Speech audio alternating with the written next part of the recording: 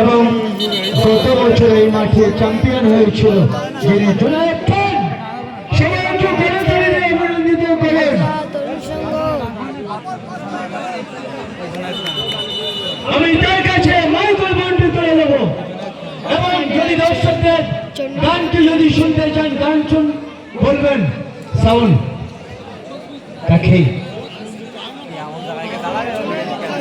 তার কাছে মাইক্রো বন্টু তুলে দিচ্ছি। ধন্যবাদ সকলকে, শুভ সন্ধ্যা। এবং বললে পোতা মাঠে এবং বললে পোতা এই অঞ্চলের সকলকে আমি আন্তরিক অভিনন্দন এবং শুভেচ্ছা জানিয়ে ভালোবাসা জানাবো।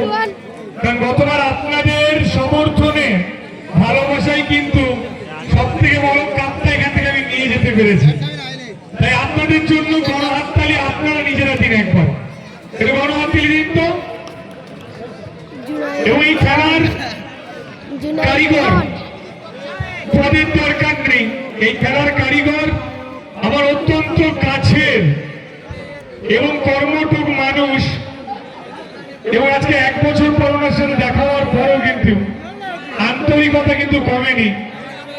আমার ভাই উসমান ভাই এবং আমার দীর্ঘদিনের সহকর্মী যে এক ডাকে রাত হোক দিন হোক সবসময় আমার ডাকে সাড়া দেয়, আমার প্রিয় আমার ভাই বলি ওকে আমি, ভাই টনি।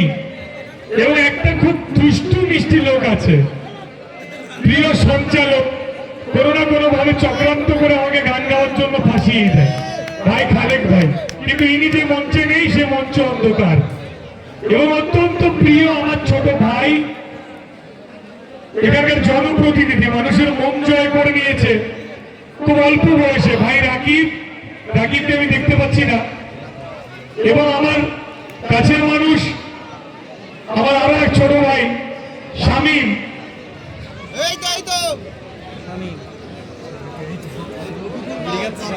এবং জেলার সহসভাপতি গুড্ডু ভাই আছে। আমি গুড্ডু ভাইকে মাঠে আসার অনুরোধ করবো।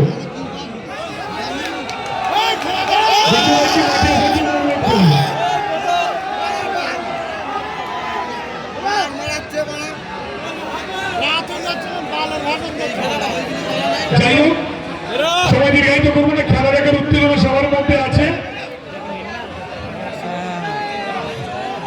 যাওয়ার আগে আগের বার যে গান করেছিলাম 2 লাইন আপনাদের সাথে করবো।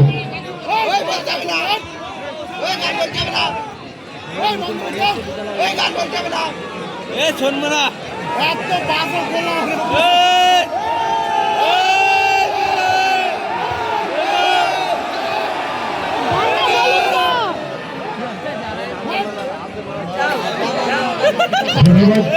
আমরা খেলা এখনই শুরু করার জন্য অনুরোধ করবো, জুনায়েদ সাহেবকে মঞ্চে আসার জন্য অনুরোধ করছি। আপনি মঞ্চে চলে আসুন, আমরা খেলার পরে আবার ফিরবো মাঠে। জুনায়েদ খান আবার এই খেলাটার পরে ফিরবে, মানে লাইটিং আছে।